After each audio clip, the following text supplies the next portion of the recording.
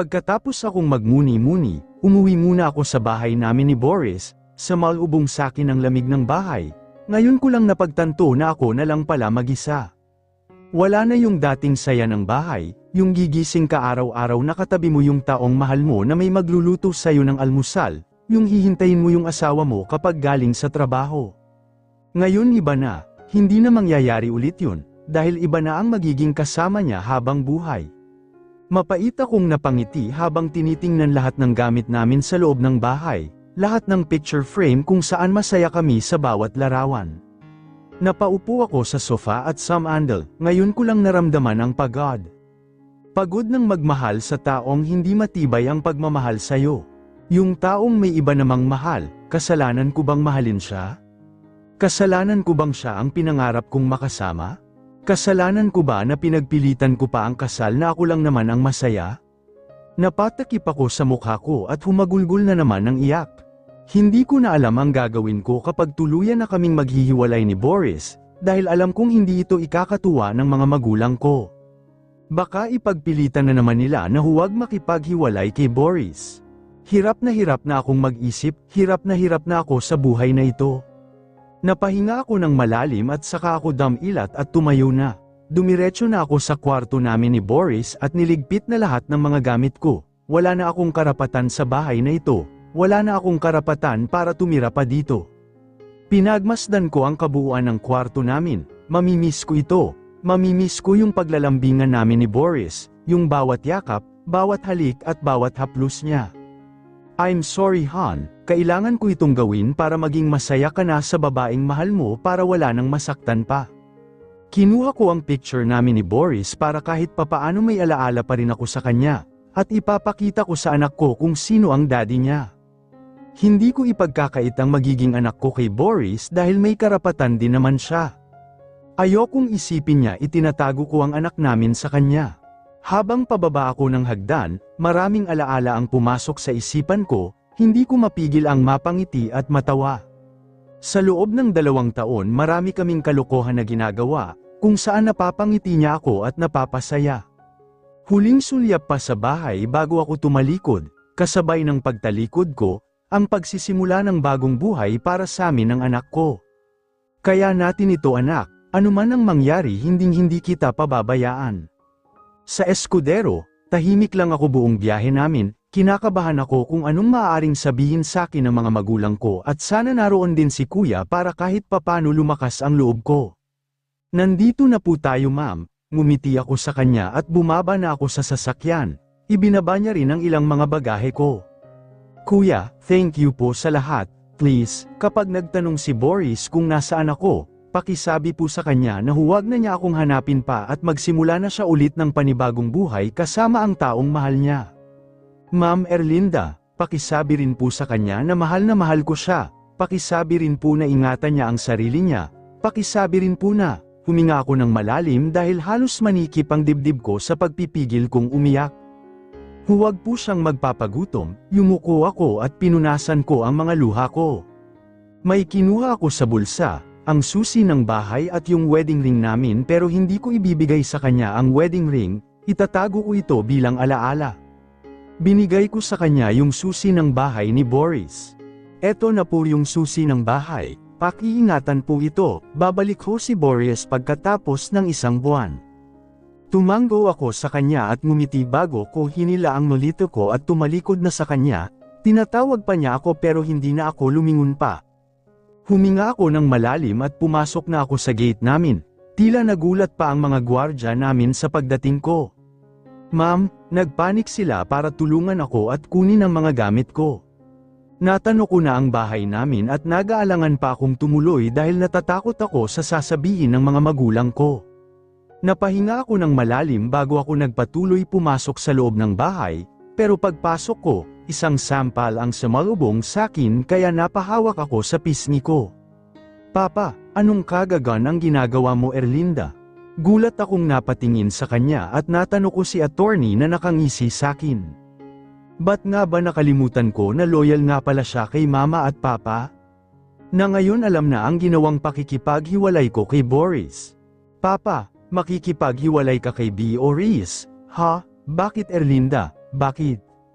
Napailing na lang ako at napahagulgol ng iyak. Papa, may ibang mahal. Napatigil ako sa pagsasalita ng sampalin naman ako ni Mama. Ha? May iba kang mahal? Malandi ka talaga. Wala kang kwentang anak, sigaw naman ni Mama. Napatulala ako at halos mabingi. Walang kwenta? Tiniis ko ang pananakit at lahat ng masasakit na salita nila sa akin noon. Tiniis ko ang pagiging sunod-sunuran sa kanila noon para lang maging proud sila sa akin. Tapos ako pa ang walang kwenta? Ako pa? Ginawa ko naman ang lahat para mapansin nila ako. Pero ano, magiging anak lang nila ako kapag may kailangan nila ako. Mama, Papa, hindi ako ang mahal ni Boris, ibang babae ang gusto niyang makasama, ang kailangan niya. Tama na ang 2 taon na napa sa akin siya. Gusto kong ipaintindi sa kanila na nasasaktan din ako na nasasaktan din ang anak nila. Anak nila ako, hindi ba? Bakit ayaw nilang pakinggan ang mga sinasabi ko? Bakit hindi na lang nila ako yakapin dahil nahihirapan ang anak nila? Yakapin, aliw, lahat yan hindi nila gagawin, lahat ng yan hanggang pangarap na lang. Simula nang mawala siya, tila nagbago na ang lahat at ako mismo sumasalo ng lahat ng sakit at pait. Ha? Anong klaseng dahilan yan? Hindi ka makikipaghiwalay kay Boris. Kailangan natin si Boris dahil kung hindi mawawala lahat ng pinaghirapan ko. Hindi gamit si Boris para gamitin nila. Bakit ba hindi sila nakukuntento sa kung anong meron sila? Bakit kailangan nila kaming gamitin para sa pansariling interest nila? Hindi kami gamit ni Boris, sinampal ako ni Mama, napapikit ako ng mariin. Huwag mo kaming sigawan, mula noon wala ka ng kwenta, kung hindi mo pinatay ang kakambal mo, edi sana siya na lang ipinakasal namin kay Boris. Hanggang ngayon pa rin pala, ako pa rin ang sinisisi nila sa pagkamatay ni Arminda. Mahal ko ang kakambal ko, kaya hindi ko siya mapapatay. Hindi rin gamit o laruan ang kakambal ko para ganyanan nila.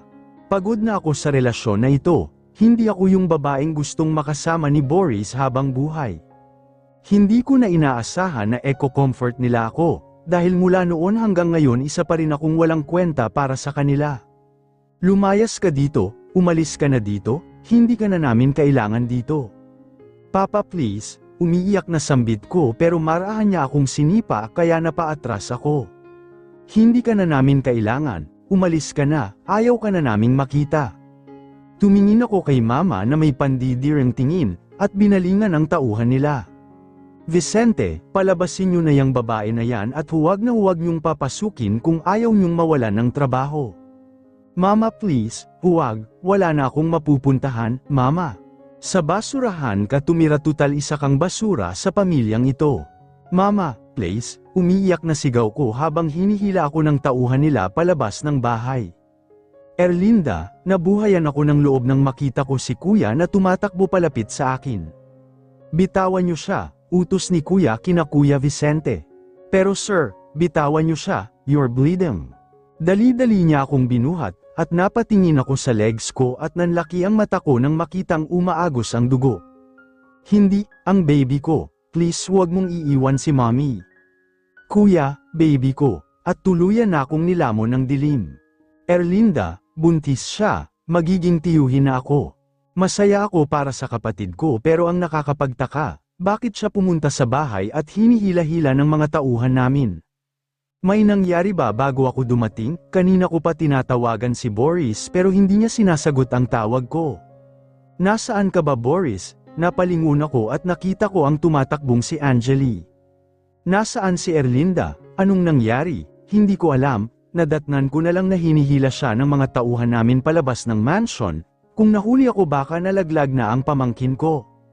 Inis kong ginulo ang buhok ko at kumuyam ang mga kamao ko, kapag may nangyari lang talaga kay Erlinda at sa dinadala niya, hindi ko mapapatawad si Papa at si Tita. What? Bakit siya nasa inyo and where is Boris? Kunot noong tanong ni Angeli sakin. Tinatawagan ko pero hindi niya sinasagot ang tawag ko. Kung kailan kailangan siya ni Erlinda wala naman siya, walang kwentang asawa, galit na sambit ni Angeli at hindi na ako kumibo pa. Ilang minuto pa ang hinintay namin bago lumabas ang doktor. Mr. Escudero, how is she? Yung pamangkin ko. Huwag na kayong mag-alala dahil maayos na sila, nagkaroon lang ng pagdurugo dahil sa stress ang pasyente, mas mabuting iiwas muna natin siya sa magpapastress sa kanya. Dahil baka sa susunod na pagdurugo niya, malaglag na ang bata dahil mahina ang kapit nito, mabuti na lang patuloy siyang kumakapit sa ina niya. Ililipat na siya ng kwarto, maaari niyo na siyang puntahan, mauuna na ako, marami pa akong pasyente. Nakahinga naman ako ng maluwag at nagpasalamat sa doktor bago kami pumasok sa loob kung saan ang silid ni Erlinda. Napansin ko agad ang kapayatan ng kapatid ko at ang pagiging puyat o pamamaga ng mata dahil siguro sa pag-iyak niya kanina. Halatang halata kay Erlinda na stress siya, dahil na rin sa sinabi ng doktor, mabuti na lang mas kumapit ang pamangkin ko sa kanyang ina. Hinaplos ko ang buhok ni Erlinda at hinalikan ko siya sa noo dahil kahit tulog siya, tumutulo pa rin ang mga luha niya. Bes, ano bang ginagawa mo? Stress ka daw? Saan? Masaya ka pang ang ibalita sa akin na nagdadalang tao ka. Ba't ngayon ganito ang aabutan ko? Naiiyak na tanong ni Angeli kay Erlinda habang natutulog. Hindi kuya paano kung hindi lang ito ang mangyari sa kanya? Nakakainis. Ikaw na muna ang bahala kay Erlinda, may pupuntahan lang ako. Uuwi ako sa bahay, may nangyari bago ako dumating at aalamin ko yun. Naabutan ko pang umiinom si Papa sa minibar ng mansion. Papa, anong nangyari? Bakit hinihila-hila ng mga tauhan natin si Erlinda? Kumusta ang pagpunta mo sa Europe? Papa, Drake, huwag mo akong sigawan. Sagutin mo ang tanong ko pa. Anong ginagawa dito ni Erlinda? Bakit umiiyak siya? Muntikan silang mapahamak ng pamangkin ko. Wala na akong pakialam sa makakarinig sakin, galit ako dahil sa ginawa nila sa kapatid ko. Pinalayas ko siya, natigilan ako at nanlaki ang mga mata ko at saka ko siya nilapitan. Pakiulit nga pa, pakiulit, pinaalis ko siya. Pinaalis mo siya, pinaalis mo ang sarili mong anak pa? Anong klaseng magulang ka? Sinabing wag mo akong sigawan, sigaw niya at binasag ang basong iniinuman niya. Hindi na kita kilala pa. Hindi na ikaw yung ama namin na mapagmahal noon. At tinalikuran na siya, akmang aalis na ako nang dumating si tita. Huwag mong tutulungan ang kapatid mo Drake kung ayaw mong mawala ang sarili mong negosyo, hayaan mo siyang magdusa dahil sa katigasan ng ulo niya. You are not my mother para pagsalitaan mo ako ng ganyan, hindi na ako bata para maging sunod-sunuran sa inyo. Gagawin ko kung anong nararapat para sa kapatid ko. Magpasalamat kayo na hindi napahamak ang kapatid ko dahil kung hindi, ako mismo magtatakwil sa inyo bilang magulang ko. Hindi nila pwedeng diktahan ang mga desisyon ko dahil alam kong kailangan nila ako. Kambal Erlinda, masaya ako na sa huling pagkakataon na ipagtanggol kita. Mahal na mahal kita. Ingatan mo ang sarili mo. Napaubo na siya ng dugo kaya natarante ako. Huwag ka nang magsalita, malapit na tayo sa ospital. Mapait siyang ngumiti sakin at inabot niya ang mukha ko, at pinunasan ang mga luha ko. Magpakatatag ka, tatandaan mo, wala kang kasalanan dito maging matapang ka, huwag mong hahayaan na saktan kanila. Pakisabi kay Papa na patawad. At unti-unti na siyang bumitaw sakin at nakangiti siyang nawala ng buhay sa harap ko. Ang karamay ko sa lahat ng bagay, ang nag-iisang kakampi ko. Ang taong palaging nasa tabi ko ay wala na ang kadikit ko sa buhay. Arminda, niyuyugyug ko siya baka sakaling gumalaw pa siya pero hindi na. Hindi na siya muli pang dumilat at gumalaw, napahagulgol na lang ako habang yakap ang katawan niyang wala ng buhay. Hindi, Arminda, Erlinda, napabalikwas ako ng bangon habang sapaw-sapaw ko ang dibdib ko. Napatingin ako sa paligid, nasa isa akong ospital. Hanggang ngayon naalala ko pa rin kung paano siya nawala ng buhay sa harap ko. Kung paano siya ngumiti sakin bago siya unti-unting pumikit. Bakit ang unfair ng buhay? Bakit kung kailan may kakampi ako doon siya kukunin? Bakit hindi na lang ako ang nawala? Bakit ang kakambal ko pa na walang ibang ginawa kung hindi intindihin at unawain ako? Bakit siya pa? Sa dinami-dami ng tao bakit ang kakambal ko pa? Bakit hindi na lang ang mga masasamang tao ang nawala? Bakit ang nag-iisang nagbibigay sakin ng tapang ay siyang nawala? Bakit kailangan ako pa ang magdusa sa kasalanang hindi ko namang ginawa? May galit ba sakin ang langit para pahirapan ako para danasin ko ang lahat ng ito? Ang taong pinagkukuhanan ko ng lakas ng loob, ngayon ay wala na. Ang taong naging sandalan ko, ngayon ay nasa taong mahal na niya. Pwede bang mawala na lang ako para hindi ko na mararanasan ang lahat ng ito? Napasapaw na lang ako sa mukha ko, at umiyak lang ng umiyak. Erlinda, thanks God, gising ka na, kuya, anong ginagawa ko rito? Kuya, yung baby ko, ayos lang ba siya? Masyado akong nagpabaya, bakit ko ba nakalimutan na may makakaramay na pala ako sa buhay? Hindi ko nadadagdagan pa ang mga paakit ko, hindi ko hahayaan na mapahamak siya. Calm down, mabuti naman si baby, kaya nakahingan ako ng maluwag at napahawak ako sa tiyan ko nang maramdaman ko ang umbok, akala ko may nangyari na sa kanya. Ang sabi ni Doc, masyado ka daw stress, kaya kamuntikan magkaroon ng miscarriage, masyado daw mahina ang kapit ng bata kaya kung hindi mo iingatan ang sarili mo baka tuluyan ang mawala ang pamangkin ko.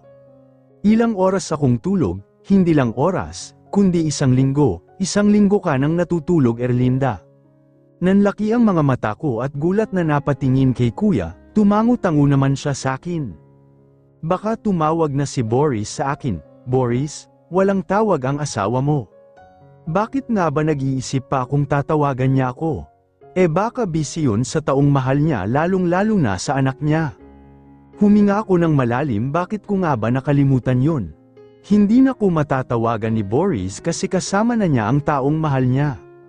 Nanatili pa ako sa hospital ng mga ilang araw bago ako nakalabas. Dumalaw sa akin ang best friend kong galing pa sa ibang bansa at nung malaman niya raw na na-hospital ako, agad-agad siyang umuwi rito para lang kamustahin ako. Baby sis, gusto mo ba doon ka muna sa kondo ko? O sa bahay namin ng ate Cheska mo? I'm sure matutuwa yun kapag nandun ka. Hindi na kuya, kay Angeli na lang muna ako, baka makarating pa kay Papa na tinutulungan mo ko, mawala pa ang pinaghirapan mo. Sige na kuya, ayos lang naman ako, puntahan muna si ate Cheska baka nag-aantay na sayo ang mag-ina mo. Okay fine, mag-iingat ka okay, dadalawin ka na lang namin ni ate Cheska mo, masyado kasi siyang nag-aalala sayo. Si ate Cheska ang asawa ni kuya, may isa na rin akong pamangkin sa kanya. Pakikamusta mo na lang ako kay ate Cheska at kay baby Kobe. Angeli, ikaw na bahala sa baby sis ko ha, paalala ni kuya kay Angeli. Ngumiti at nag-thumbs up lang si Angeli sa kanya bago kami tuluyang umalis. Bestie sa kondo, hindi ko na siya pinatapos magsalita. Sa airport tayo dumiretso, putol ko sa sinabi niya, muntikan pa kaming masubsub sa paghinto niya. Ano? Nanlalaking matang tanong niya sa akin, ngumiti lang ako sa kanya at tumango, pupunta tayo sa Amerika. Angeli, kahit sa huling pagkakataon masilayan ko muli ang taong